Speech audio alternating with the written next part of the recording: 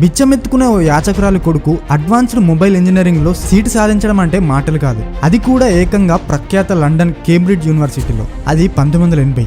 వేసిన పంట చేతికి రాలేదు. వేరే గత్యంతరం లేక జైవేల్ కుటుంబం పొట్ట చేత పట్టుకుని నెల్లూరు నుండి చెన్నైకి వలస వచ్చింది. రావడమైతే వచ్చారు, కానీ చేసేందుకు ఏ పని దొరకలేదు.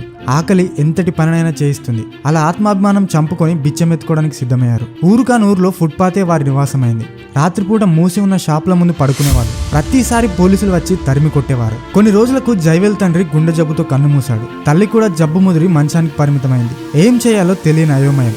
అప్పుడు జయదేవ్ వయసు 6 ఏళ్లు. ఫుట్పాత్ మీద అచేతనంగా పడిపోయిన తల్లి పక్కన ఏడుస్తున్న దృశ్యం ఉమా మద్రమాన్ అనే దంపతుల కంటపడింది. పిల్లాడి దీనవస్థ ఆ దంపతులను కలిచివేసింది. ఎలాగైనా సాయం చేయాలని నిర్ణయించుకున్నారు. వీళ్ళు నడుపుతున్న సూర్యం అనే ఎన్జిఓ ట్రస్ట్ సాయంతో జైవేల్ బడిబాట పెట్టాడు. తల్లి కోసం పగలు భిక్షాటన, రాత్రి చదువుకుంటూ ఇంటర్మీడియట్ లో టాప్ ర్యాంకర్ గా నిలిచాడు. ఈ విషయం తెలుసుకున్న కొంతమంది మనసున్న మహారాజులు సాయం చేశారు. వారందరి సహకారంతో కేంబ్రిడ్జ్ యూనివర్సిటీ ఎంట్రన్స్ ఎగ్జామ్ ను విజయవంతంగా క్లియర్ చేశాడు. ఆటోమోటివ్ ఇంజనీరింగ్ లో సీట్ సాధించాడు. చెత్తకుండి పక్కన పడి ఉన్న తల్లికి ఆ సీటు గురించి, తన ర్యాంక్ గురించి తెలియజేశాడు.